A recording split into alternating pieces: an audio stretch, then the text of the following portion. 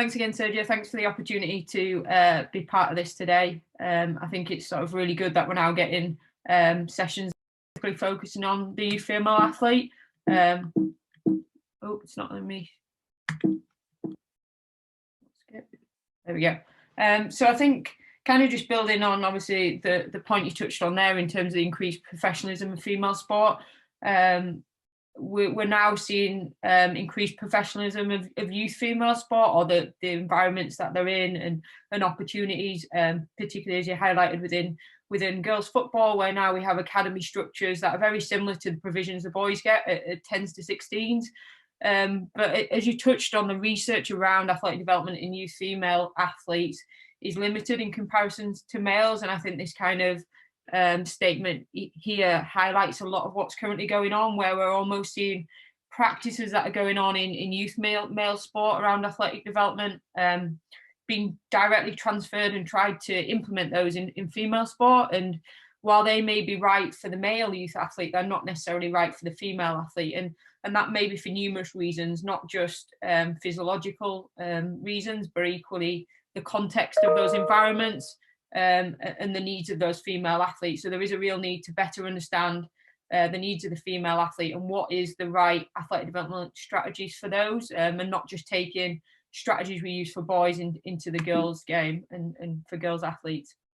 So just to briefly touch on growth patterns with girls and boys, generally pre-maturation, so pre this accelerated growth spurt, which is highlighted by the two spikes on the graphs, we acknowledge that we can generally train girls and boys quite similarly. So pre-peak height velocity, so for girls, roughly around the age of 11, and for boys, probably 13 plus. We know we want to focus more around that fundamental movement skills, and adaptations are generally going to be neural and very similar for girls and boys. So our athletic development strategies are going to be very similar. However, changes that occur during this period of accelerated growth and development around maturation are different for boys and girls. And this is where we really need to start considering the specific needs of the female athlete. So in contrast to males, where we see that accelerated physical development, which is associated with a number of factors, but one of those being an increase in testosterone, which facilitates an increase in muscle mass and strength development, which is an important physical quality on its own, but it's also important for injury reduction and is an underpinning physical quality for things such as speed, change of direction, and power, which we know are important athletic qualities for any sport. In contrast, girls have an increase in female-specific hormones, so specifically looking at an increase in estrogen and progesterone, which don't necessarily facilitate that same athletic development. So that increase in estrogen is associated with an increase in fat mass in girls, which is potentially not advantageous in terms of athletic development, and we maybe see a decrease in relative strength qualities. That also facilitates an increase in widening of the hips, which is also associated with the onset of the menstrual cycle. So these potentially all have an impact on the physical capabilities of female athletes as they progress through maturation and then beyond into post-peak height velocity, that we need to consider when looking at long-term athletic development strategies. So just touching on some earlier research we did a couple of years ago, specifically looking at youth female athletes and specifically youth female footballers. We looked at the strength qualities of these players, again acknowledging strength to be an underpinning important physical quality for both performance and injury reduction. And in contrast to boys, where as they go through maturation, we see an increase in relative strength due to that hormonal profile conducive to strength development with an increase in testosterone.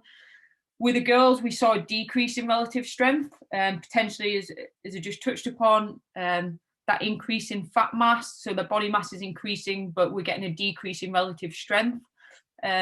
And importantly, the ability of youth female players to generate force quickly. So when we looked over these shorter time frames of impulse at 100 milliseconds and 300 milliseconds, seen significant decreases in their ability to generate force quickly, which is a really important factor when we look at injury risk profile. And we know that youth female athletes are generally more susceptible to knee-based injuries such as ACL and ankle injuries as they progress through that period of maturation. So that has some real implications for strength development and other strength and conditioning strategies as girls move through this period of development.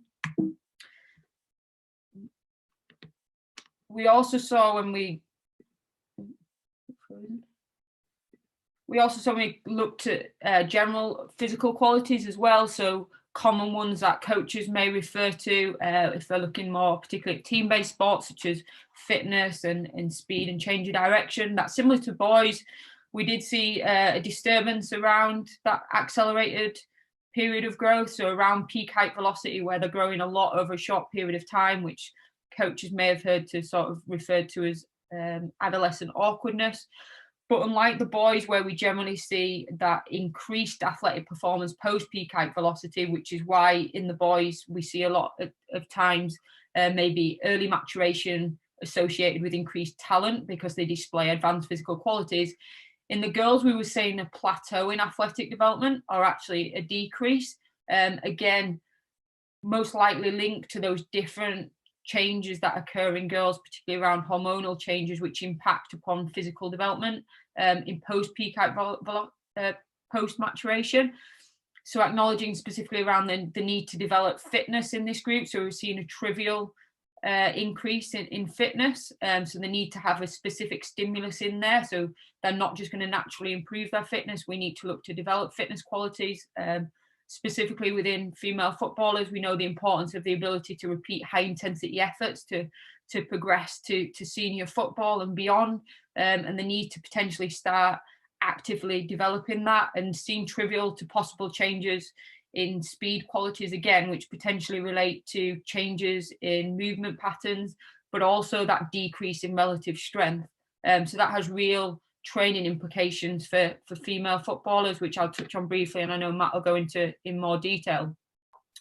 So just briefly wanted to highlight what that means in terms of talent ID and development. So again, why we can't just take our knowledge of the male athlete and apply it to the female game or the female youth athlete. There's an abundance of research, which I'm sure coaches are all aware of, around the relative age effect and early maturation in youth male sport, and particularly the huge volume of research around that in the male game, and the acknowledgement that we need to almost give youth male players time to catch up, and the importance of factoring maturation into our assessment of physical qualities to ensure that we don't just favour the early maturer.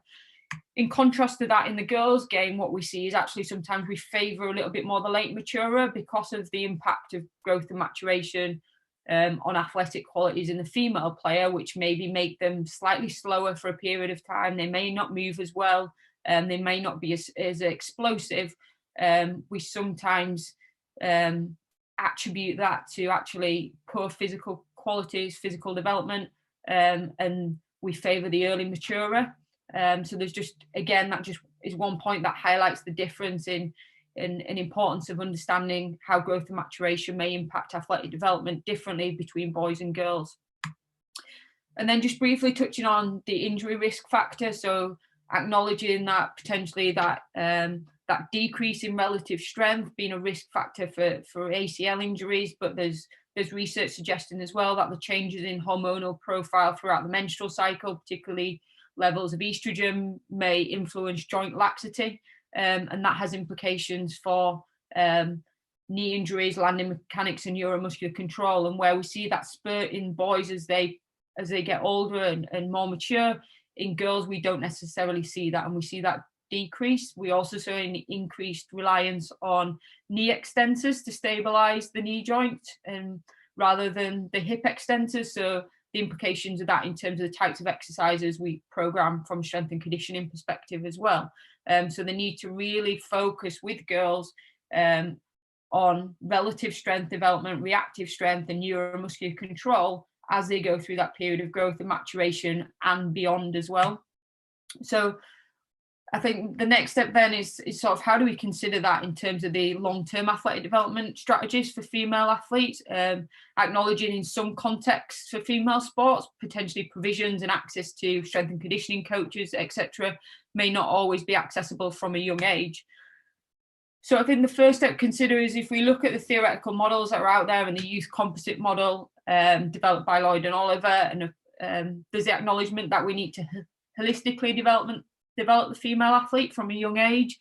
So specifically focusing on physical development, can we expose them to a range of movement patterns, their ability to control their own body weight across a range of different planes of movement at different speeds? Can we include a focus on not just lower body? If we're considering the youth female footballer, they still need the upper body strength, the balance of pushing and pulling, landing mechanics, the importance of trunk stability control, acceleration, deceleration, etc. So can we target all these different qualities across the season?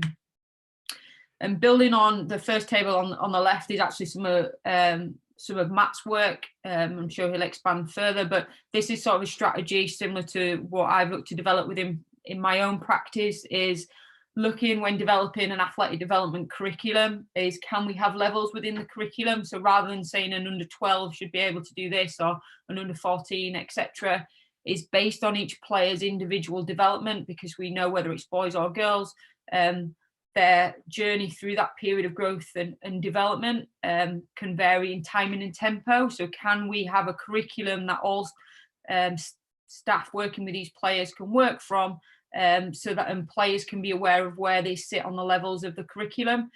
And then also linking that with some of the work of Lloyd and Oliver to have almost a theoretical process of decision making for how players progress through that. So can they move through that position? Can they hold it? Can they repeatedly do that? So if that, for example, might be a lunge pattern, or it might be something not pitch based, such as deceleration. And then can we look to increase the complexity of that movement?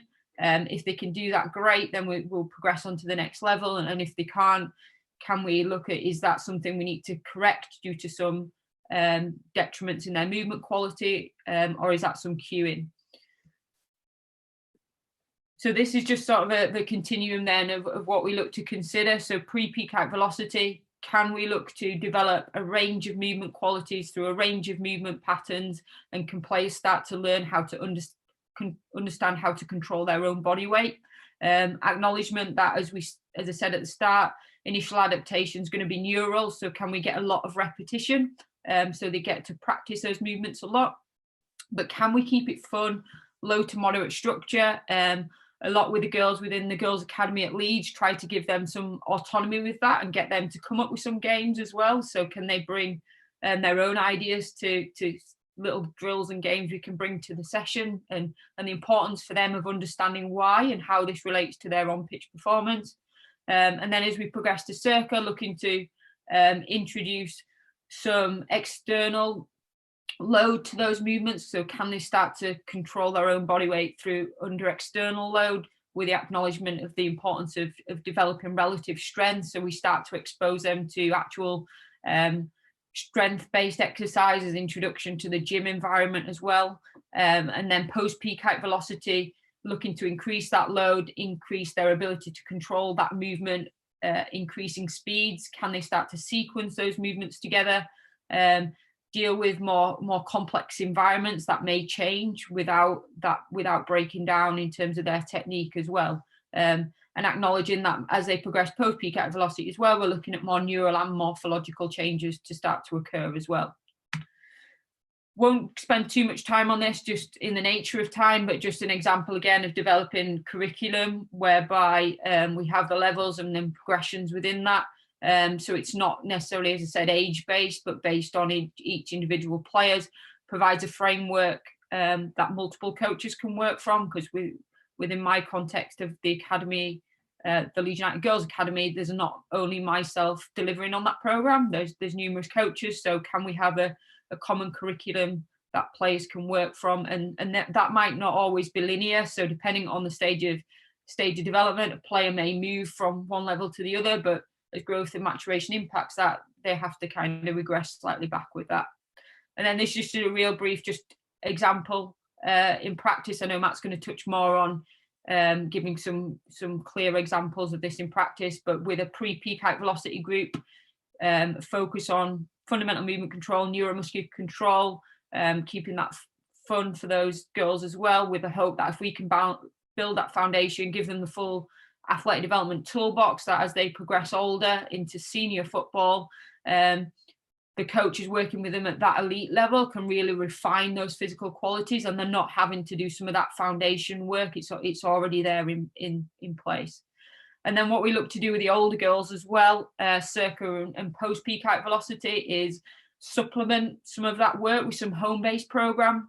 So acknowledging the need to really focus on that neuromuscular control, landing mechanics, etc. We look to provide them with home-based resources and online resources to support that. So get them to look to complete a neuromuscular control program, which is about 15 to 20 minutes long, and an additional twice per week from home. And then just real briefly, just before I pass over to Matt to go into more detail on the delivery aspect, for those coaches working with the younger players, just wanted to sort of direct them to maybe this paper by Professor Kev Till from Leeds Beckett, which I think provides a really good framework for coaches to use. So using this RAMPAGE acronym for a session design, so from a strength and conditioning perspective, regardless of who we're working with, we look to adopt this RAMP protocol, so raise, activate, mobilize, and then potentiate or prepare. But acknowledging that with younger female athletes, the more we can start to embed some of these fundamental movement skills, and particularly neuromuscular control and landing work at a young age, where coaches don't specifically need a strength and conditioning coach to deliver that.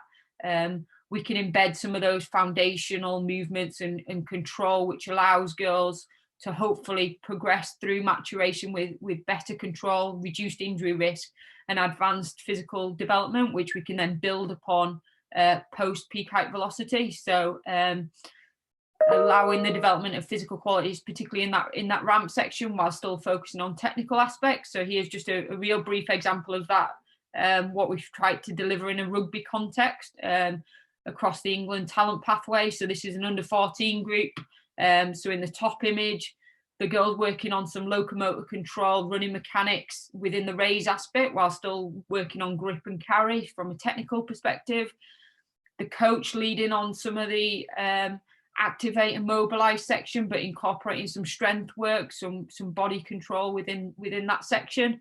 And then introducing some acceleration and change of direction technique, while still working on some skill work within the potentiate section. So the more girls can be looked to expose to this within their skill-based sessions as well as S&C sessions, we're getting increased repetition of those movements, and that allows us to hopefully progress at an increased rate the athletic development work we're doing post peak height velocity, and start to load those movements to get those adaptations we need, and not necessarily just having to focus on the basic movement control.